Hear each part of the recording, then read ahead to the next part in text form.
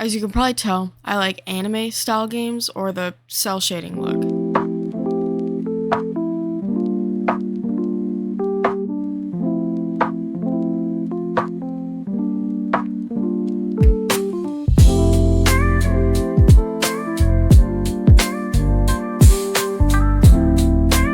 Whatever you want to call it, it's a distinct style. Ever since Genshin was released, I realized how pretty games of that genre can look. But, and it's a big but, with these amazing graphics, they're lacking in other departments that shouldn't be a problem. Actually, a problem that they themselves created. Diversity. Diversity isn't the problem, but it's a lack of diversity. You want white after white after white after white after white after white. You get the idea. You could argue there are Asian characters, so technically there is some diversity, but not all Asians are the same skin tone. Some Asians are mixed or straight up just not blinding white. Of course, some Asian people are that light of a skin tone, so I'm not saying remove it entirely, but it gets to a point. Games that I love, like Shonova, not one dark character. MiHoYo puts token darker skin toned people in the beginning of the game. Like, look guys, we can't be racist. We have three darker characters, along with the fact of literally whitewashing them in art. Even more recent games like Silver Palace, Neverness to Everness, and Ananta, or Ananta. I heard Ananta.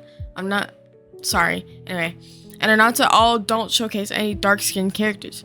3 whole new games, and not one with different skin tones. I don't want to make the argument, since that the companies are largely based in China, that it gives them a pass, or that it also inherently makes them racist. Since I don't think a large part of China is racist, I don't want to discredit those who live in China and who are not racist. Now, I don't live there, obviously, so maybe it is largely racist, but I don't want to assume. So if anyone does live there, and if they could tell me what it's like, let me know.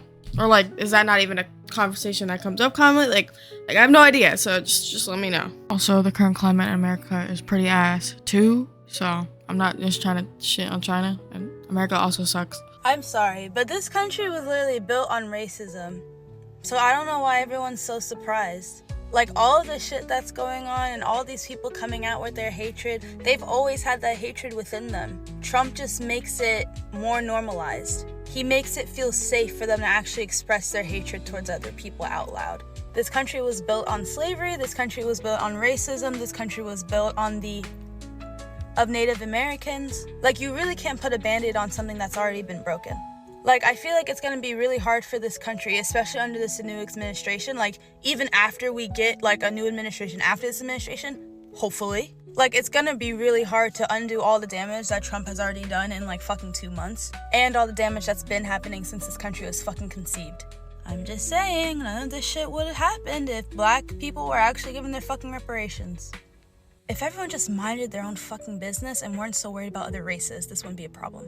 Anyway, as I was saying, these companies take no leap into adding any diversity into the game, straight up avoiding it for certain regions, like in Genshin, which are quite obviously meant to be taken from black culture. Arguably, certain characters look better with darker skin tones. Like, that's what it was supposed to be originally. They don't look out of place, and they definitely can fit the art style, but companies don't care about that, do they? I want to bring up a game coming out called Ethereal Restart.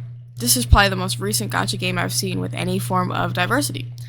I will not be counting the gray or red skin tones. So far, as I can see, there are 6 characters with different skin tones. Maybe 5? I'm a little iffy about a character named Heinrich. Also, I apologize if I'm saying that wrong. He's darker, but I can't tell, so if someone wants to if someone has their opinion, let me know. I'm noticing 2 problems here. Are you? None of them have any black or POC hair types.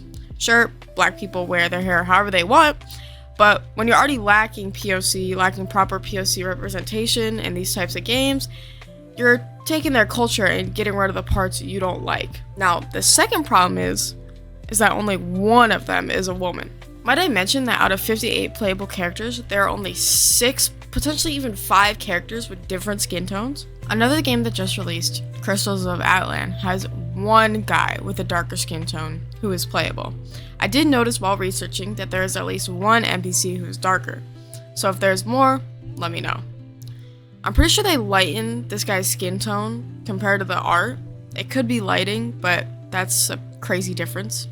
Granted, you can make your own character with a wide arrangement of skin tones, but it shouldn't take you having to create your own character to get diversity. Do I expect to change anything with this video?